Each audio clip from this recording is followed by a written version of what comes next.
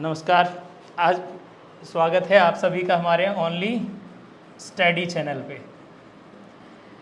सिर्फ study, no time waste. तो आज हम कराएंगे अपना एक्सरसाइज 3.3, ठीक है। इन क्वेश्चनों के भी सेम जैसे हमने 3.2 में किया था कि इक्वेशंस मैंने लिखी थी, सॉल्यूशन आप लोगों ने किया था, तो सेम यहाँ पे भी मैं इक्वेशन लिख रहा हूँ, सॉल्यूशन आपने लिखना है, ठीक है। तो क्वेश्चन नंबर अगर फर्स्ट की अगर मैं बात करूं, क्वेश्चन नंबर फर्स्ट में क्या कह रहा है कि if we add 1 to the numerator. देखो ये फ्रैक्शन वाला क्वेश्चन है, तो लेट द फ्रैक्शन। सबसे पहला काम क्या होना चाहिए, लेट द फ्रैक्शन। फ्रैक्शन आपने लेट करना है, वही x अपॉन वाई की फॉर्मेट में।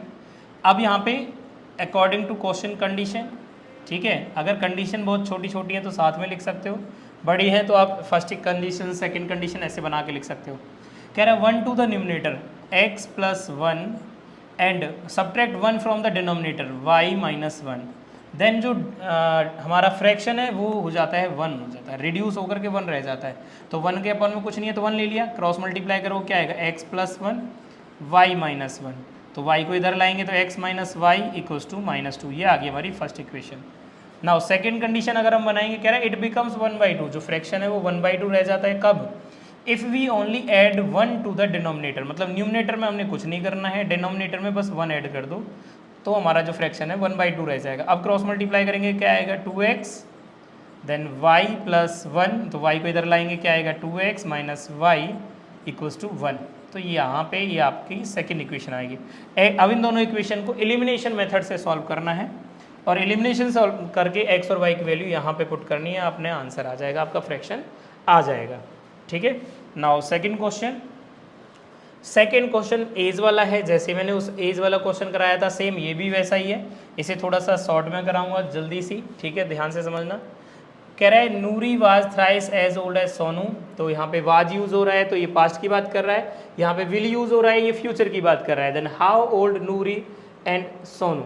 तो यहाँ पे प्रेजेंट की बात कर रहा है कि प्रेजेंट में नूरी और सोनू की एज क्या रही होगी। तो लेट कर लेते हैं, लेट द प्रेजेंट एज हमने मान ली एज ऑफ नूरी। नूरी की जो प्रेजेंट एज है वो हमने मान ली x ईयर्स है, ठीक है। और present age of Sonu, Sonu की जो एज है वो है y ईयर्स है, ठीक है। अब क्वेश्चन के अकॉर्डिंग करते हैं भाई। कह रहे हैं 5 ईयर्स एगो। तो 5 ईयर्स एगो की अगर बात करें तो 5 साल पहले, तो नूरी की एज क्या होगी, age of Noori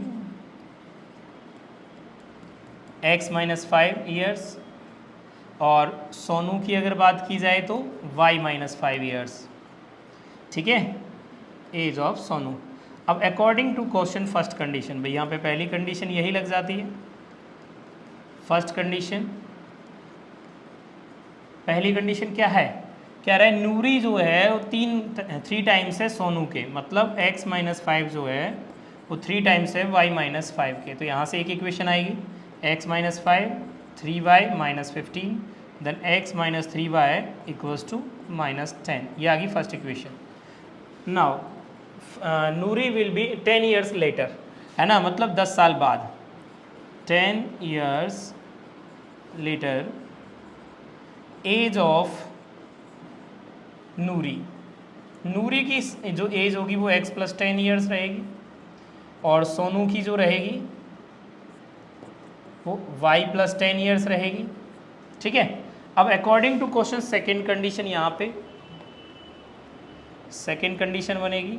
second condition क्या कहती है, देखो समझो, Noori will be twice as old as Sonu. तो नूरी जो है वो सोनू से 2 गुनी है, 2 टाइम्स है।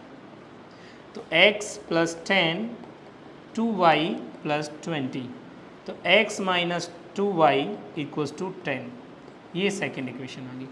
x, ये सेकेंड इक्वेशन, ये फर्स्ट इक्वेशन, दोनों से x और y की वैल्यू निकालो, यहाँ पुट करो, आपका आंसर आ जाएगा।